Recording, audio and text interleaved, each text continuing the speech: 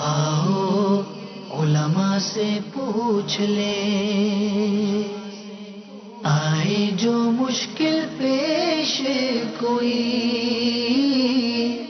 آؤ علماء سے پوچھ لیں۔ الحمدللہ رب العالمین والصلاة والسلام علی سید المرسلین، اما بعد فاعوذ باللہ من الشیطان الرجیم، بسم اللہ الرحمن الرحیم۔ الصلاة والسلام علیک یا رسول اللہ وعلی آلک واصحابک یا حبیب اللہ۔ الصلاة والسلام علیک یا نبی اللہ وعلی آلک واصحابک یا نور اللہ۔ میٹھے میٹھے اسلامی بھائیوں اور مدنی چینل کے ناظرین، سلسلہ دارالفتہ اہل سنت میں حاضر ہیں۔ الحمدللہ عز و جل عید کے 3 مبارک دن گزارے گئے، جس کے اندر عید کے حوالے سے جو خصوصی ٹرانسمیشن تھی وہ آپ نے دیکھی اور بڑے زبردست سلسلے نشر کیے گئے۔ اللہ تعالی ہمیں ان ایام کی برکتوں سے مالا مال فرمائے۔ انشاءاللہ عز و جل روٹین کے مطابق جو ہمارے سلسلے ہوا کرتے تھے انشاءاللہ وہ اب دوبارہ سے شروع ہو جائیں گے۔ جیسے آج جمعرات ہے اور جمعرات کو عصر کی نماز کے بعد یہ سلسلہ ہوتا ہے، تو انشاءاللہ آج بھی ہو رہا ہے اور آئندہ بھی اسی طرح ہوتے رہیں گے۔ ابتداءً درود پاک کی فضیلت کہ فرمان مصطفیٰ صلی اللہ تعالی علیہ وسلم ہے کہ جو مجھ پر روز جمعہ درود شریف پڑھے گا میں قیامت کے دن اس کی شفاعت کروں گا۔ صلو علی الحبیب صلی اللہ تعالی علی محمد صلی اللہ علیہ وسلم۔ مدنی چینل کے ناظرین، رمضان کی برکتیں ہمیں نصیب ہوئیں۔ اللہ تعالی ہمارے روزے، تراویح، نمازیں سب قبول فرمائے، ہمیں اس کی برکتی عطا فرمائے۔ مفتی صاحب تشریف فرما ہے۔ پہلا سوال عرض کروں گا کہ رمضان شریف کے بعد شش عید کے روزوں کے حوالے سے روایتیں ملتی ہیں۔ ایک تو یہ ارشاد فرمائے، دوسرا بچپن میں ہم سنتے تھے شہید کے روزے، تو ہے کیا یہ اصل؟ بسم اللہ الرحمن الرحیم۔ رمضان المبارک سے متصل ہونے کی وجہ سے خود اس مہینے کی اپنی برکتیں ہیں۔ سبحان اللہ۔ اور حج کے مہینے جو شمار کیے جاتے ہیں وہ شوال، ذوالقعدہ اور ذوالحجہ کے 10 دن، ٹھیک ہے، یہ حج کے اشہر حج کہلاتے ہیں، حج کے مہینے کہلاتے ہیں۔ ٹھیک۔ تو اس اعتبار سے بھی اس مہینے کو ایک خاص نسبت اور فضیلت حاصل ہے کہ اشہر حج کا پہلا مہینہ یہ شوال مکرم کا مہینہ ہے۔ اور نبی کریم صلی اللہ تعالی علیہ وآلہ وسلم نے اس ماہ مبارک میں خود بھی روزے رکھے اور روزے رکھنے کا حکم بھی ارشاد فرمایا۔ چنانچہ حضرت اسامہ رضی اللہ تعالیٰ عنہ کو ارشاد فرمایا، سم شوالاً، ماہ شوال کے روزے رکھو۔ سبحان اللہ۔ پھر علماء نے ایک فضیلت یہ بھی بیان فرمائی کہ جس طرح ماہ شعبان کے نبی کریم صلی اللہ علیہ وسلم روزے رکھا کرتے تھے، کیونکہ وہ فرض سے متصل مہینہ ہے۔ ماہ رمضان کا روزہ فرض ہے، اس سے متصل ہے تو اس کو فضیلت حاصل ہے۔ فرمایا اسی طریقے سے شوال بھی چونکہ متصل ہے، ٹھیک ہے، تو اس لیے یہاں پر بھی شوال کو اس وجہ سے رمضان کے فرض کے قرب سے اتصال کی وجہ سے ملے ہوئے ہونے کی وجہ سے اس کے روزوں کو دیگر مہینوں کے روزوں پر فضیلت حاصل ہے۔ ٹھیک ہے۔ اور جہاں تک شش عید کے روزوں کی بات کی گئی، اصل تو شش جو ہے وہ 6 جو ہے وہ فارسی کے اندر لفظ ہے، شش اور عید ہی ہے، صحیح۔ تو 6 روزے مراد ہیں جن کا حدیث مبارک کے اندر بھی ذکر کیا گیا، تو شش عید اسے کہا جاتا ہے۔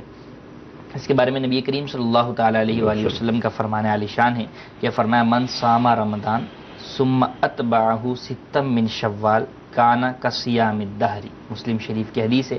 فرمایا جس نے رمضان کے روزے رکھے اور پھر اس کے بعد 6 روزے شوال کے رکھے تو گویا ایسا جیسے زمانے بھر کے اس نے روزے رکھے۔ سبحان اللہ، سبحان اللہ۔ اور فرمایا کہ یہ کس طریقے سے ہوگا کہ زمانے سے مراد اگر سال کے اعتبار سے لیں کہ سال بھر وہ روزے دار رہا، اس طرح فرمایا کہ ایک نیکی 10 گنا ہوتی ہے، 10 کے برابر ہوتی ہے، تو 30 رمضان کے روزے 300 کے برابر ہو گئے۔ ٹھیک ہے۔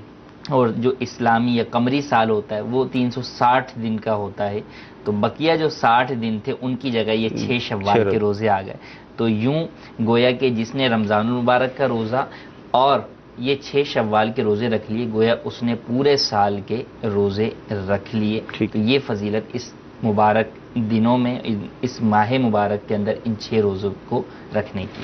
ویسے آپ نے کچھ ابھی مزید اس کی بیک گراؤنڈ روزے کے حوالے سے تو بیان فرمایا ہے، لیکن مزید اس کی حکمتیں اگر ہوں تو ارشاد فرمائیں۔ علماء نے اس کے کئی فوائد اور حکمتیں بھی بیان فرمائی۔ فرمایا کہ ایک فائدہ تو یہ جو کہ حدیث میں بیان کر دیا کہ عمر بھر کے روزوں کا فائدہ ہے۔ دوسرا فرمایا کہ رمضان کے روزوں میں اگر کچھ خلل اور نقصان رہ جائے تو اس کو ان کے ذریعے سے پورا کر دیا جائے. صحیح.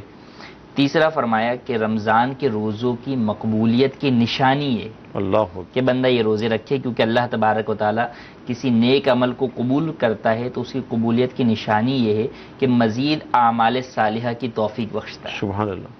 تو گویا کہ جس کو توفیق مل رہی ہے روزے رکھ رہا ہے تو ایک اس کو یہاں پر توفیق ان معنوں میں بھی اور ایک قبولیت کی نشانی بھی ہے کہ ماہ رمضان کے میرے روزے قبول ہو گئے. صحیح.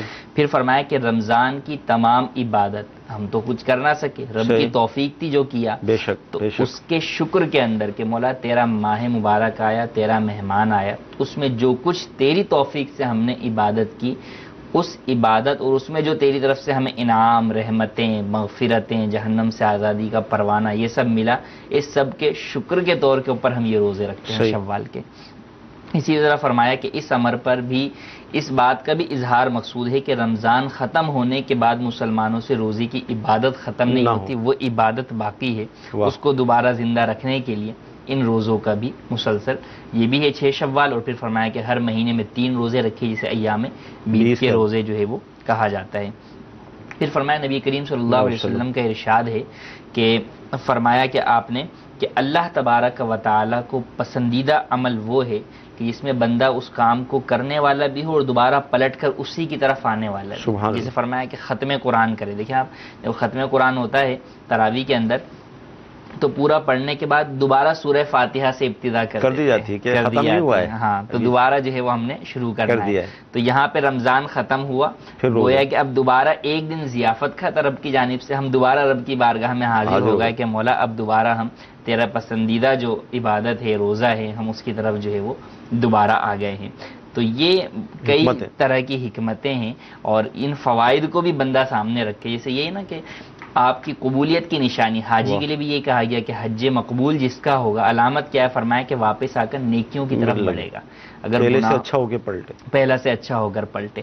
تو اسی طرح ہمیں چاہیے کہ کیا معلوم کہ عبادتیں جو ہے وہ ہماری قبول ہوئیں یا نہ ہوئیں، اللہ تبارک و تعالیٰ ہی بہتر جانتا ہے، اپنے فضل سے قبول فرمانے والا ہے.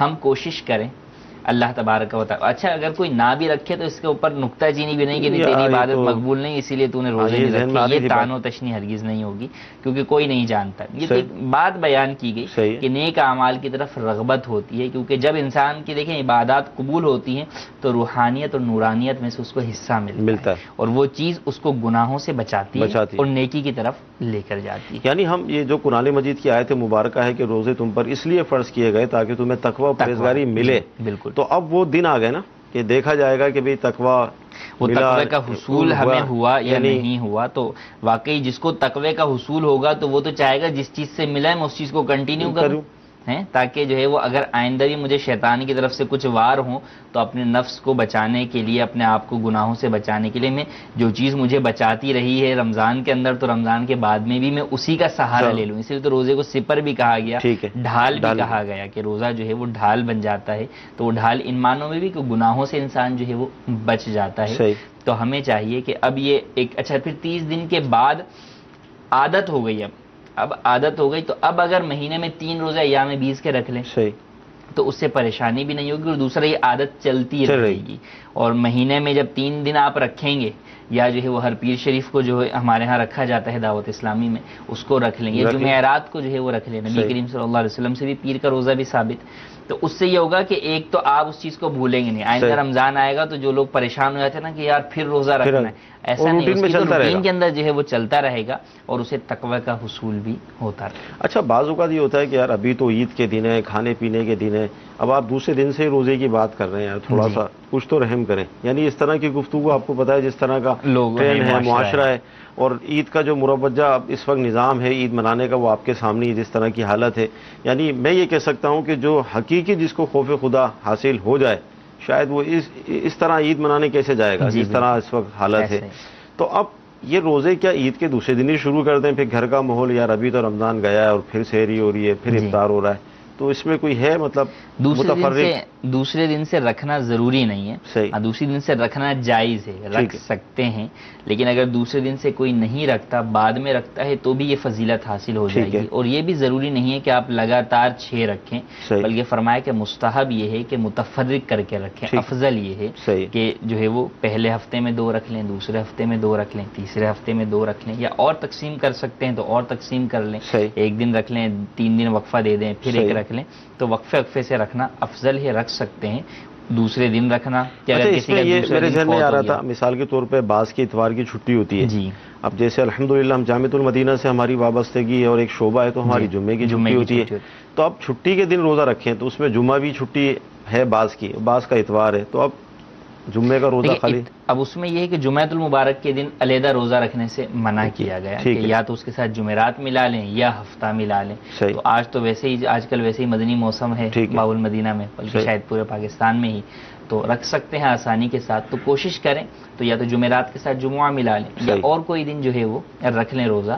تو یوں روزے کو کنٹینیو کریں اور حتی الامکان کوشش کریں کہ ہم یہ روزے بھی رکھنے میں کامیاب ہو جائیں.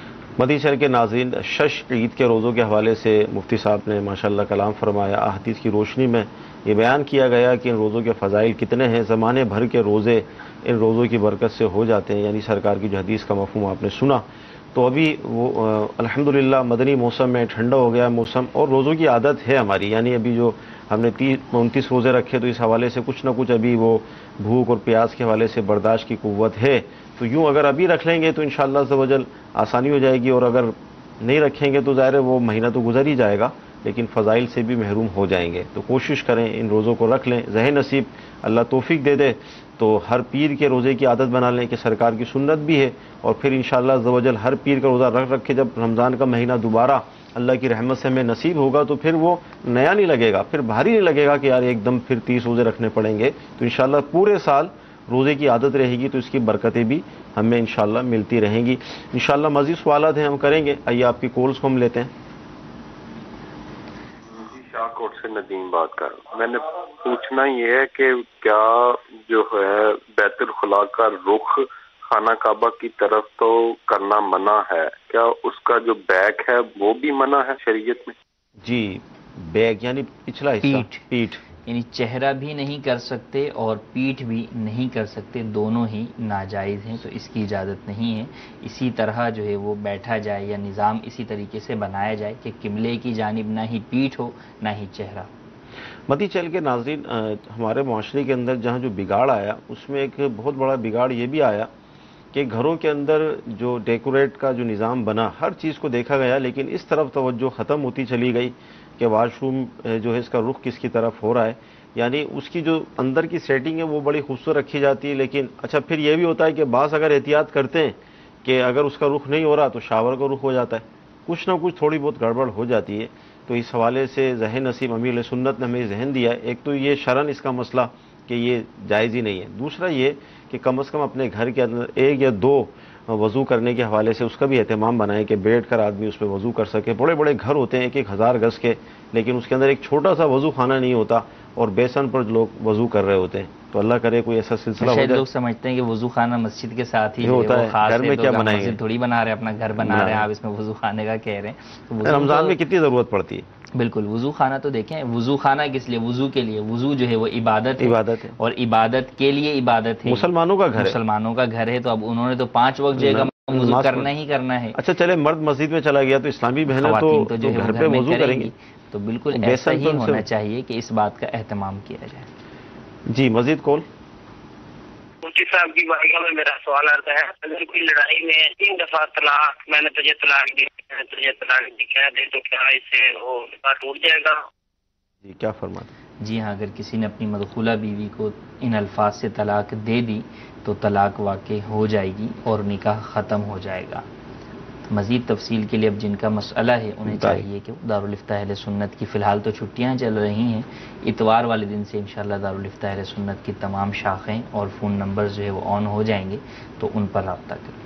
اچھا, مدنی چینل کے ناظرین, روزوں پر گفتگو چل رہی تھی. اب ظاہر عید ہم نے منائی تو فطرہ, پھر عید کی نماز, پھر اعتکاف کیا تو اعتکاف بھی بعض کا ٹوٹ گیا ہوگا تو اس کی کیا صورت بنے گی، بعض روزے چھوڑ دیے، تو یہ سوالات بنتے آج کے سلسلے کی برکت سے ہم ان کے جواب لے لیتے ہیں۔ حضور یہ ارشاد فرمائے فطرہ کی ادائیگی نہیں کی تو اب تو عید بھی چلی گئی تو فطرہ بھی گیا۔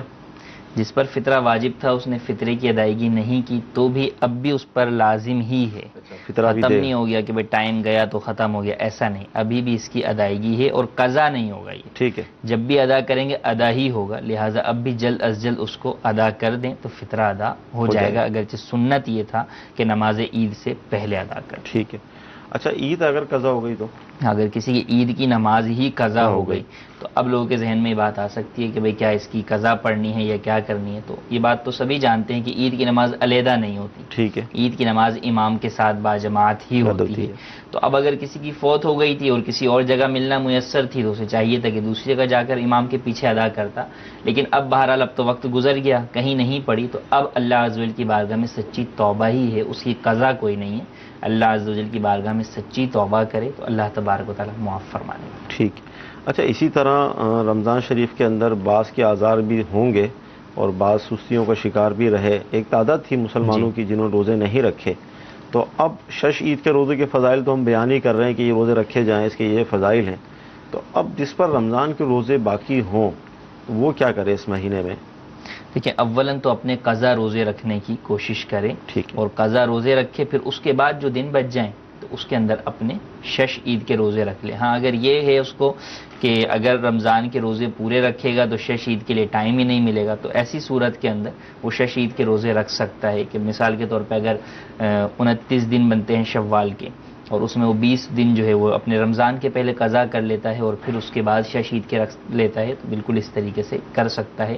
لیکن جن کے پاس وقت ہے، کسی کا 1 رہ گیا 2 رہ گیا، چاہے وہ ٹوٹ گیا یا سرے سے رکھا ہی نہیں، تو ایسی صورت میں اولاً شوال کے روزوں سے پہلے اپنے قضا روزے رکھیں، پھر اس کے بعد شش عید کے روزے رکھیں۔ جی مزید کالس لیں گے ہم۔ ہند کے شہر پونا سے عرض کر رہا ہوں، عرض یہ ہے کہ کسی مجبوری کے تحت اگر رمضان کے کچھ روزے چھوٹ گئے ہیں تو شوال میں اگر اس کو رکھنا ہے تو اگر اس میں شوال کے نفل روزوں کی بھی نیت کی گئی تو کیا درست ہے؟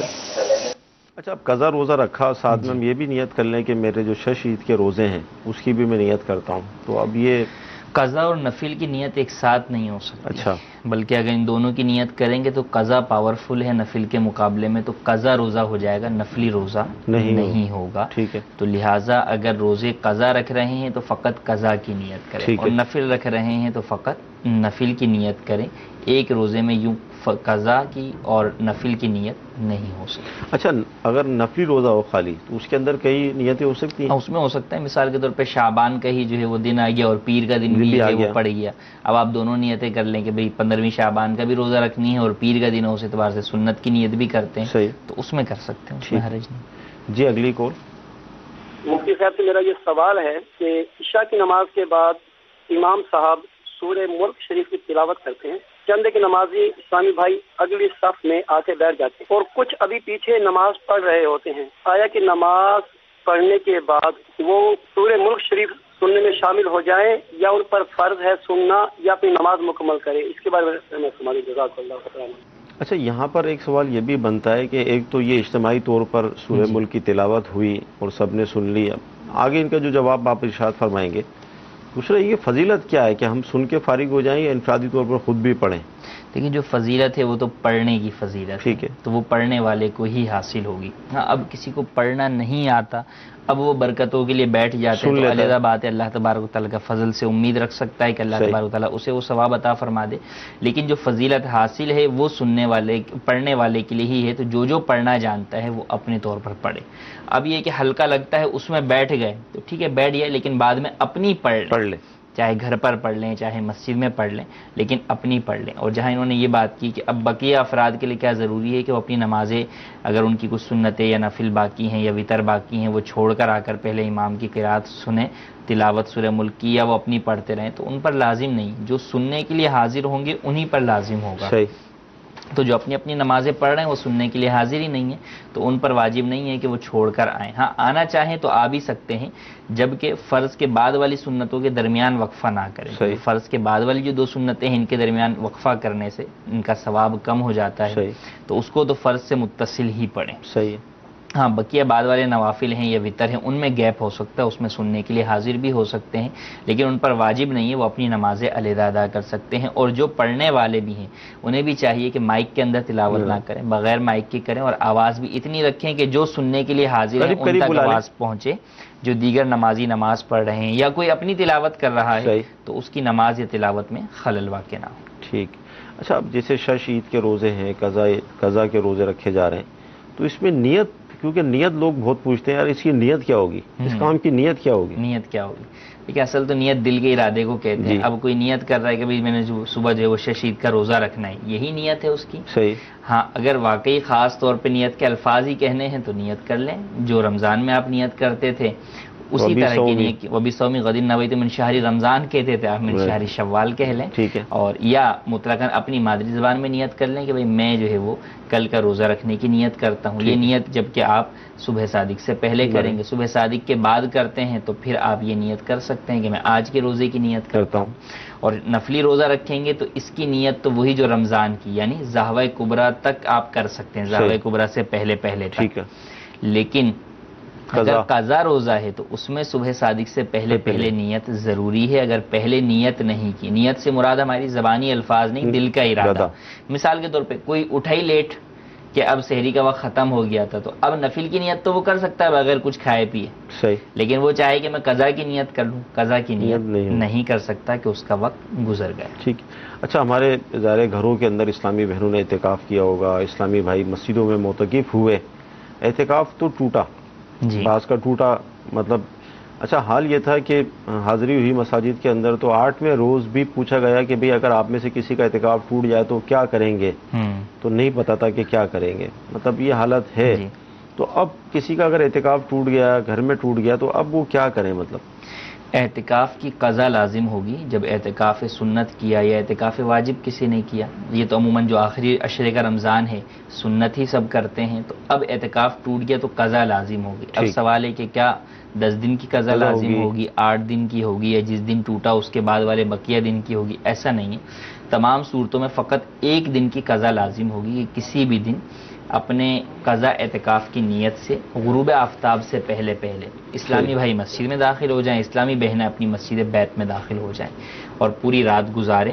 اگلے دن صبح روزہ رکھیں اور پھر پورا دن گزاریں، اور جب آئندہ دن کا غروب آفتاب ہو جائے تو اب باہر آ جائیں. ان کا اعتکاف کی قضا مکمل ہو گئی. اور اگر جان بوجھ کر توڑا یا اپنی غفلت کی وجہ سے توڑا تو ساتھ میں توبہ کرنا بھی لازم ہوگا.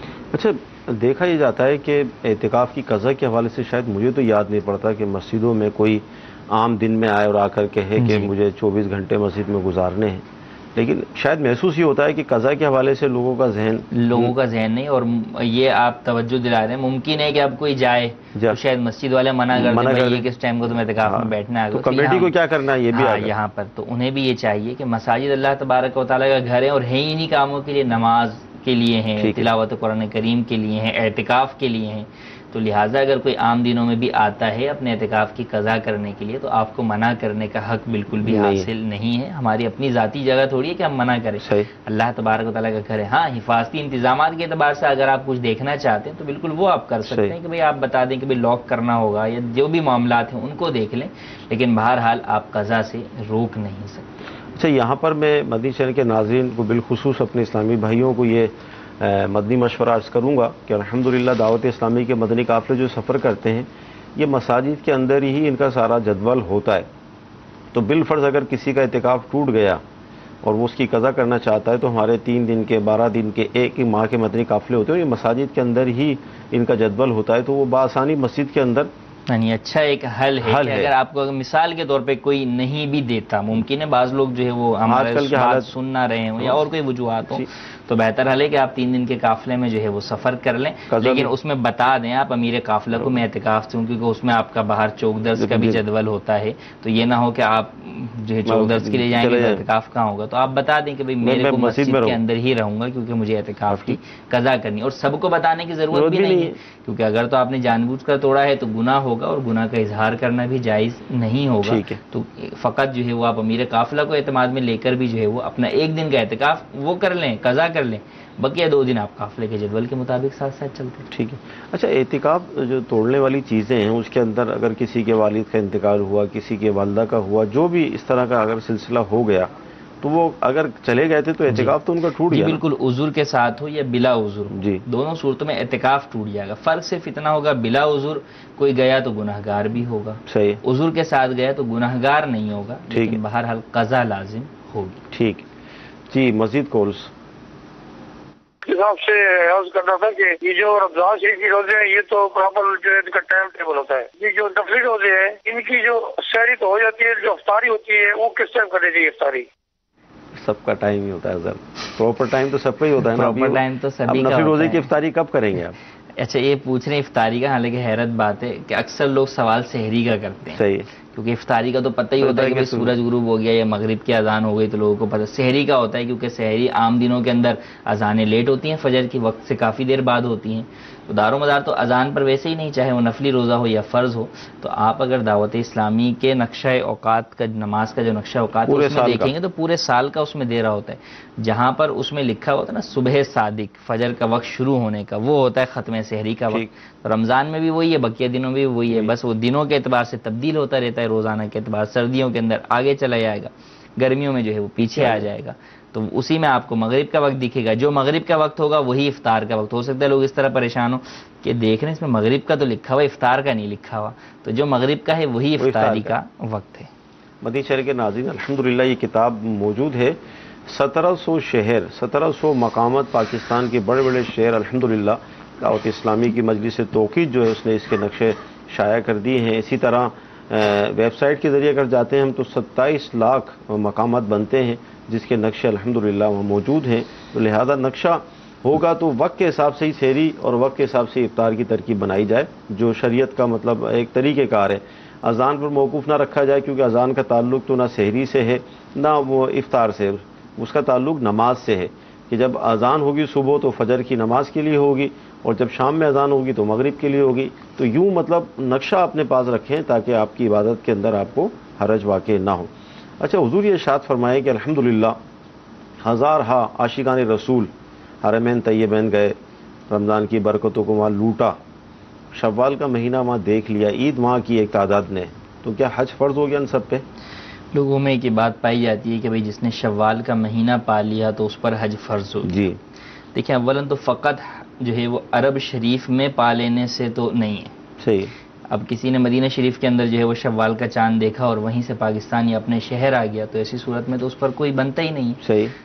بنتا ہے اس کے لیے جس نے وہ حدود حرم میں یا مکۃ المکرمہ میں پا لیا. صحیح. تو اب ایسی صورت میں اس کے اوپر حج فرض ہو سکتا ہے، ہر صورت میں ہو یہ ضروری نہیں. صحیح. مثال کہ پہلی صورت جس میں حج فرض نہیں کہ وہ پہلے ہی حج فرض ادا کر چکا ہے تو زندگی میں حج تو ایک ہی مرتبہ فرض ہوتا ہے، وہ کر چکا ہے تو اب چاہے وہ کتنے ہی دیکھے، حتیٰ کہ وہ ذی الحجہ والے دن، عین عرفات والے دن 9 ذی الحج کو بھی اگر وہ وہاں پہ موجود ہوگا جب بھی اس پر حج فرض نہیں ہوگا. ٹھیک ہے. کہ حج تو زندگی میں ایک ہی بار فرض ہے. ٹھیک ہے. دوسرا یہ کہ حج اس نے پہلے نہیں کیا، اب اس نے چاند وہاں پر دیکھ لیا یا کچھ اور ایام، آج کل کے ایام اس نے وہاں پر پا لیے، چاند مدینے میں دیکھا، اب مکۃ المکرمہ عمرہ کرنے آیا. تو اب کیا حکم ہوگا؟ اب 2 صورتیں ہیں. کیا اس کے پاس اتنا مال و اسباب موجود ہے کہ یہ آج سے لے کے حج کے دنوں تک وہاں پر رہ سکتا ہے، اپنے اخراجات، رہائش، کھانے پینے کے اس کے پاس ہیں، اور اتنے ہی عرصے کا پیچھے جو اس کے اہل و عیال ہیں جن کا نان نفقہ اس پر واجب ہے اتنا مال بھی اس کے پاس موجود ہے؟ اگر ایسا ہے تو اس پر حج فرض ہو گیا. کیوں؟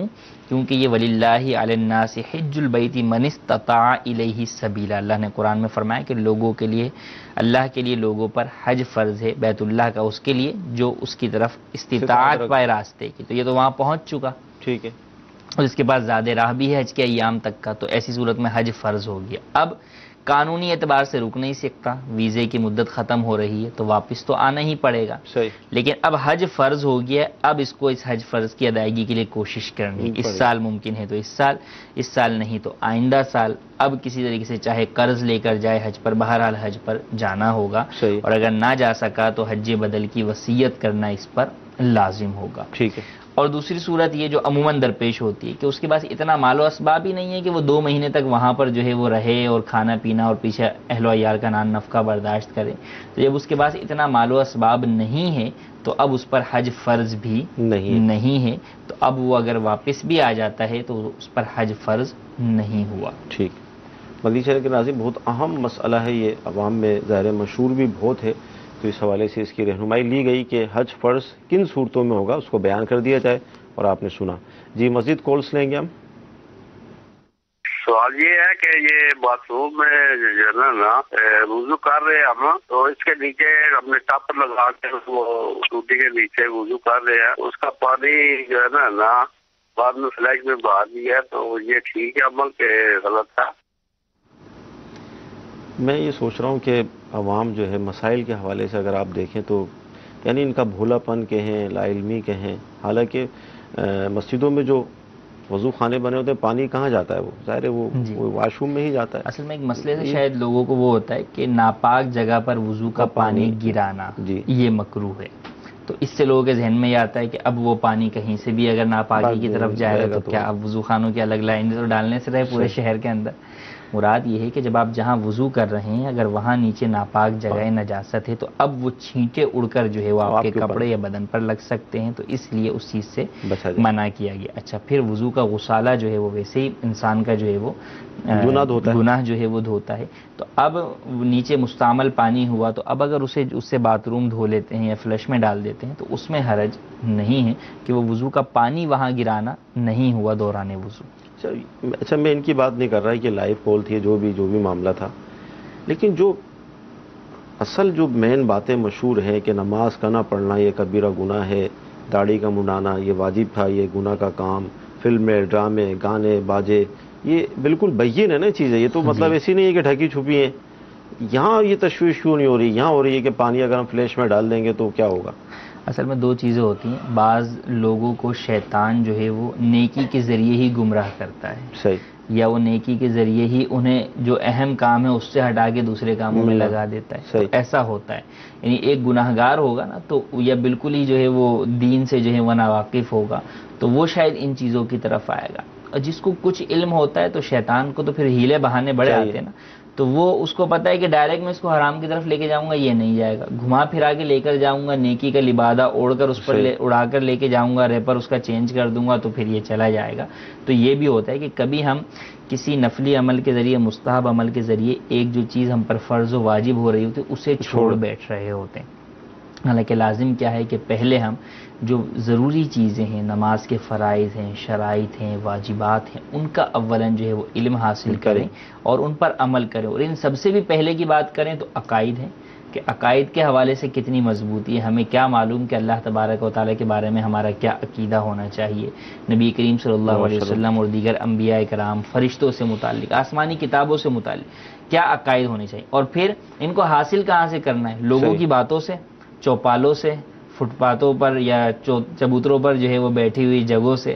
یہ بھی کہ ہم نے علم حاصل کہاں سے کرنا ہے، علم مستند ذرائع سے حاصل کرنا ہے، اور اس کے لیے آپ کو علماء کی صحبت اختیار کرنی ہوگی. اور اس کا بہترین ذریعہ اس وقت جو ہے وہ دعوت اسلامی ہے کہ آپ کو مدنی قافلوں کے ذریعے، مدنی مذاکروں کے ذریعے، مدنی چینل کے ان سلسلوں کے ذریعے سے کہ آپ تک جو پیغام پہنچتا ہے وہ مستند پیغام جو ہے وہ پہنچتا ہے جس کو آپ حاصل کر کے اپنی دین، دنیا اور آخرت سنوار سکتے ہیں. اچھا، یہاں پر ایک بات جو میرے ذہن میں آئی کہ جیسے اعتکاف کے دوران ہم مختلف مقامات پر گئے اور نیکی کی دعوت پیش کی اور مسائل پر گفتگو ہوئی، تو اب لوگ یہ کہتے ہیں کہ یار آپ جو مثال کے طور پہ نماز ہی کو لے لیں کہ نماز کے اندر تقریباً علماء نے فرمایا کہ 20,000 مسائل ہیں. اب اس کی پوری تفصیل ہے کہ 20,000 بنتے، یہ نہیں ہے کہ بھئی آپ نے فجر پڑھی تو فجر کے اندر ہی 20,000 مسائل تھے. ظاہر ہے پوری ایک تفصیل ہے اس کی، بنتے کس طرح ہیں. اچھا، پھر جن لوگوں نے ماضی کے اندر اذان فجر پر روزے بند کیے تھے تو روزے تو باقی ہیں نا ان پہ کہ وہ روزوں کی قضا کریں گے. اب جب یہ بات بتائی جاتی ہے تو لوگ کہتے ہیں یار یہ تو آپ ڈرا رہے ہیں. ڈرا رہے ہیں یا آپ تو یار بال کی کھال نکال لیں تو بہت مشکل ہو جائے گا، کیسے ہوگا، معاف کرنے والا ہے، اور اسلام میں یہ ذہن کیسے بنے گا؟ دیکھیں یہ بھی شیطان کا ہیلا بہانہ ہے کہ وہ یہاں پر اللہ تبارک و تعالی کی رحمت کی امید دلا کر انسان کو گناہ پر جری کر دیتا ہے. حالانکہ امید اس بات پہ ہونی چاہیے، خوف بھی ہو کہ یار یہ قضا ہو گئے ہیں، اب ان کو میں نہیں رکھوں گا تو پکڑ ہوگی، اور امید یہ کہ رکھ لوں گا تو اللہ سے امید ہے کہ قبول کر لے گا اب بھی، یہ امید ہے. نہ یہ کہ امید ہے کہ بھئی ٹھیک ہے ویسے ہی قبول کر لے، یہ امید نہیں ہے، یہ لاپرواہی اور یہ بے خوفی ہے رب کے عذاب سے. تو اللہ تبارک و تعالیٰ کا خوف بھی ہونا چاہیے اور اس کی رحمت کی امید بھی، وہ اسی طرح ہوگی. آپ وقت سے ہٹا کر اس چیز کو کر رہے ہیں، یہی کیا کم بری بات ہے، یہ تو اس کا کرم ہے کہ اب بھی آپ سے قبول کر لیں. بے شک بے شک. تو یہ امید والی کیفیت ہے کہ امید اس طرف ہو کہ یار اب اگرچہ میں وقت سے ہٹا کے اس چیز کو ادا کر رہا ہوں، ناقص ہی ادا کر رہا ہوں، لیکن تیری بارگاہ میں قبولیت کی امید ہے مجھے، تیری رحمت سے امید ہے کہ تو قبول فرما لے گا. اور خوف اس بات کا ہو کہ کیا پتا کہ جو ہے وہ مجھے دھتکار دیا جائے، میری ان چیزوں کو قبول نہ کیا جائے. تو انسان خوف اور امید کے درمیان رہے گا تو انشاءاللہ بیڑا پار. اچھا یہاں یہ بات بھی تو ہے نا کہ مثال کے طور پہ اگر کسی پر 10 سال کے روزے ہیں ماضی کے اسی طرح کے، تو اس سے یہ تو نہیں کہا جا رہا کہ وہ 10 سال کے روزے آج ہی رکھ لے، بس تدریجی رکھے گا نا، ہفتے میں ایک رکھے، کوشش کر کے جس طرح ممکن ہے رکھے. اور دیکھیں جب کوئی وہی نا راہ میں داخل ہو جائے، راہ کی طرف نکل جائے، تو اب اگر درمیان میں موت آ جاتی ہے تو اللہ تبارک و تعالیٰ تو غفور الرحیم بندے کو معاف فرمانے والا ہے. لیکن اپنی طرف سے جو کوشش ہے وہ کریں جتنا ممکن ہے، اس کے مطابق آپ ان روزوں کو رکھنے کی کوشش کریں، نمازیں قضا ہیں ان کی ادائیگی کی کوشش کریں. کیا پتا کہ آپ آج نیت کریں، آج عشاء کی پہلی ہی قضا پڑھیں اور کل آپ کی جو ہے وہ روح قفس انصری سے پرواز کری جائے، تو اب اس کے بعد کم از کم آپ یہ تو کہہ سکیں گے رب میں نے کوشش تو کر دی تھی، اعلیٰ حضرت کا فرمان بھی قبول کرنے والا ہے. بالکل ایسے ہی حالت نے فرمایا کہ جب کوشش بندہ کر لے تو اللہ تبارک و تعالیٰ اگر اس دوران انتقال قبول فرمانے والا ہے، اللہ تبارک و تعالیٰ چاہے اپنے فضل سے معاف کر دے، تو کوشش انسان کو جو اس کے بس میں ہے وہ کرنی چاہیے. اور زمانے کوشش میں داخل ہو جائیں. مدنی چینل کے ناظرین، اگر نماز قضا ہیں، روزے قضا ہیں، جو بھی اللہ کا قرض ہے تو اس حوالے سے کوشش شروع کر دیں، انشاءاللہ وہ آسان بھی فرما دے گا، راستہ بھی نکال دے گا، آپ کے لیے سہل کر دے گا. لیکن صرف کھڑے ہو کر سوچتے رہیں گے کہ کیسے ہوگا، کیسے کروں گا، یہ تو بڑا مشکل ہے، اور یہ سوچتے سوچتے ہی اگر موت آ گئی تو اعلیٰ حضرت نے فرمایا مفہوم ہے کہ جس پر 60 سال کی نماز قضا ہوں، یہی مفتی صاحب رہنمائی فرما دیں، اور وہ نکلا گھر سے کہ اب میں پڑھوں اور راستے میں اس کا انتقال ہو گیا، تو امید ہے کہ اللہ تعالیٰ اس کی مغفرت فرما دے گا. حالانکہ اس نے ایک بھی نہیں پڑھی لیکن اسٹارٹ لے لیا. تو ہم یہی عرض کرتے ہیں کہ اسٹارٹ لے لیں، حساب کتاب لگائیں اور شروع کر دیں، انشاءاللہ اللہ تعالیٰ کرم فرما دے گا. اچھا حضور، بارش ہو رہی ہے، جگہ جگہ پانی کھڑا ہے، جو حالات آپ کے سامنے ہی ہیں، تو اب نمازی بعض اوقات یہ کہ اب کیسے نکلیں گھر سے، وہ نماز گھر میں ہی پڑھ لیتے ہیں کہ پانی ہے، کپڑے ناپاک ہو جائیں گے. دیکھیں شدید بارش ہے کہ اب جانا ہی ممکن نہیں تو ترک جماعت کا عذر ہے. لیکن جو ایک یہ ہے کہ بھئی بارش تو ختم ہو گئی، بند ہو گئی، مثلا اب ہم باہر نکلیں گے تو کیچڑ لگ جائے گا، کپڑے ناپاک ہو جائیں گے. تو فقط کیچڑ یہ ضروری تھوڑی کہ یہ ناپاک کیچڑ ہی ہے، روڈ ہے، روڈ کے اوپر جو ہے وہ پانی جو ہے وہ بڑا ہوا ہے، کیچڑ بن گیا مٹی سے مل کے. اب آپ بولے نہیں یہاں سے جو ہے وہ نجاست گزری ہوگی، تو ان باتوں کا اعتبار نہیں ہے. ٹھیک ہے، تو لہٰذا جو ایک عام بارش کے پانی سے مل کر جو کیچڑ وغیرہ ہے تو وہ ناپاک نہیں ہے، پاک ہے. اگر کپڑوں پر لگ جاتا ہے تو ایسی صورت کے اندر اس کے ساتھ بھی نماز ادا کر سکتے ہیں. اگر کپڑے اتنے زیادہ خراب ہو گئے کہ اب آپ مسجد میں جائیں گے تو فرش مسجد ہی جو ہے وہ آلودہ ہو جائے گا، تو اب مسجد میں جانے کی اجازت نہیں ہوگی. اب یہ کہا جائے گا کہ اولاً جو ہے وہ اپنے کپڑے یا پاؤں کو صاف کریں پھر مسجد کے اندر آئیں. تو اس بات کا خیال رکھا جائے. بہرحال یہ ذہن میں رکھنا کہ نہیں یہ ناپاک ہے، ایسا نہیں ہے. عام جو کیچڑ ہے یا عام جو پانی بارش کا پڑا ہوا ہے یا اس کی وجہ سے روڈ گیلے ہیں تو اس کے چھینٹے جو کپڑوں پر پڑتے ہیں یا بدن پہ پڑتے ہیں وہ ناپاک نہیں. جی سلسلے کا وقت ختم ہو رہا ہے، آخری کال ہم لیں گے. محمد ظفر اقبال وام پچرم سے عرض کر رہا ہوں، میرا مفتی صاحب کی برگاہ میں یہ سوال ہے کہ یہ ارشاد فرما دیں کہ ہر نماز کے ساتھ ہم قضا لوٹا سکتے ہیں، یا واضح کر دیں کہ مکروہ وقت کون کون سے ہوتے ہیں، ہر نماز کے بعد قضا لوٹاتے رہیں، ایک ایک دو دو. کیا فرماتے قضا؟ 3 مکروہ اوقات ہیں جن میں قضا پڑھنے کی اجازت نہیں ہے. جب سورج طلوع ہوتا ہے اس وقت سے لے کے 20 منٹ بعد تک، دوپہر میں زہوہ کبریٰ جسے عوام زوال کا وقت کہتے ہیں اس وقت، اور غروب آفتاب سے 20 منٹ پہلے سے لے کے غروب آفتاب تک، ان 3 اوقات میں قضا نہیں پڑھ سکتے، اس کے علاوہ تمام اوقات میں پڑھ سکتے ہیں۔ فجر کی نماز کے بعد اگر سورج طلوع ہونے میں وقت باقی ہے تو بھی آپ قضا پڑھ سکتے ہیں۔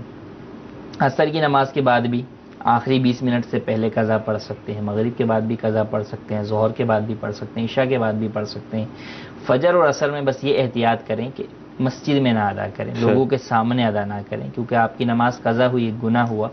اب جب آپ پڑھیں گے تو 2 باتیں ہوں گی، یا تو لوگ آپ کو ٹوکیں گے کہ یار اس ٹائم کون سی نماز